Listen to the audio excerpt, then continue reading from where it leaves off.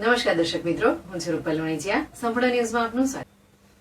Palanpur એગોલા road પર આવેલી એક સોસાયટીમાંથી પરણિતા એક્ટિવા પર પોતાની દીકરીને લઈ નીકળી હતી. તે સમય દરમિયાન પાછળથી આવી એક વ્યક્તિએ છેડતી કરતા પરણિતાએ પાલનપુર પશ્ચિમ પોલીસ મથકે ફરિયાદ નોંધાવી છે. પાલનપુર શહેરમાં ધોળા દિવસે બનેલી ઘટનાની વિગત એવી છે કે પાલનપુર હનુમાન ટેકરીથી એગોલા રોડ તરફ જવાના માર્ગ પર સ્વાગત પરિવાર સોસાયટી આવેલી છે, જેમાં રહેતી એક પરણિતા તેના પરિવાર સાથે મંદિરે જવા નીકળી હતી.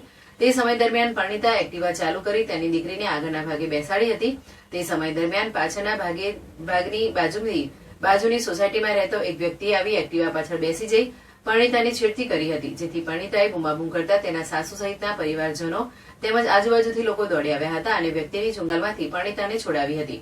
ત્યારબાદ આ અંગે ભરત ઠક્કર સામે પરણિતાએ પાલનપુરની પશ્ચિમ પોલીસ મથકે ફરિયાદ નોંધાવતા પોલીસે ફરિયાદના આધારે આરોપીને ઝડપી લેવા ચક્રો ગતિમાન કર્યા છે. તેમજ પરિવાર અને સોસાયટીના રહીશોએ પરણિતાને ન્યાય મળે તે માટે જિલ્લા કલેક્ટર અને પોલીસ વડાને આવેદનપત્ર આપી ન્યાયની માંગ કરી છે. મારો બનાવ એવો બન્યો કે એકચ્યુઅલી હું મારા છોકરાને શનિવારે લઈને હું ઘરે આવી 12:30 વાગે જમી અને અમે મારા સસરાએ પહેલેથી વિચાર્યું હતું કે અમે સદરપુર જઈશું હનુમાનની મંદિરે. અને જેવી એક્ઝેક્ટ 1:15 હું ઘરની બહાર નીકળી એક્ટિવા તડકે હોવાથી મેં છોયલે મૂકી દે અને હું અને મારી બેબી બંને એક્ટિવા ઉપર મસ્તી કરતા હતા. અને આ બનાવ એવી રીતે બન્યો કે જેવો પેલો માણસ આવ્યો મારી જોડે અને એક્ઝેક્ટ પાછળ બેસી અને મને સોના કરીને મારું મોઢા ઉપર એને હાથ ફેર્યો. જ્યારે મેં બૂમ પાડવાની કોશિશ કરી ત્યારે એ વ્યક્તિએ મારું ગળું મારી હોઠણી સાથે એને ફોંસીની સજા આપે ને એવી રીતના દબાવી દીધું.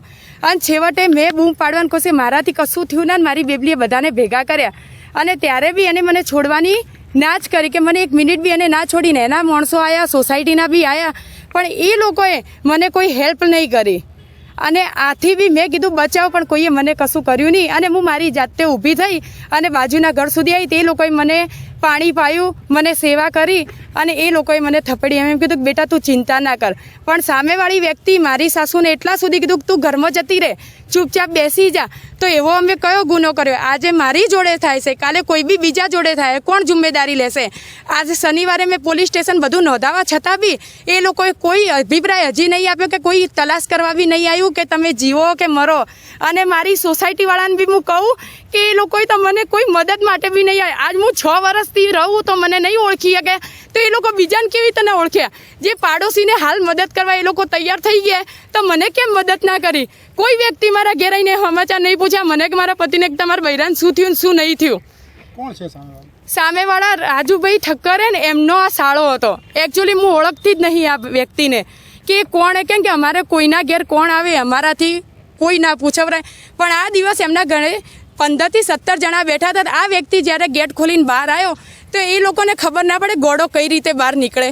એ લોકોને એના કેડે 5 મિનિટ કેડે એ લોકો જ્યારે મેં ચીકારી પાડીને ત્યારે એ લોકો બહાર આવ્યા. ત્યાં સુધી કોઈ નહીં આવ્યું ને એના પાછળ જે વ્યક્તિ હતો એ બોલો બાઇક લઈને જાય તો ઘોડાને પહેલાં પકડવો પડે કે બાઇક એનું પકડવું પડે? પોલીસ દ્વારા શું કાર્યવાહી? સીસીટીવી ફૂટેજની અંદર બધું જ દેખાય.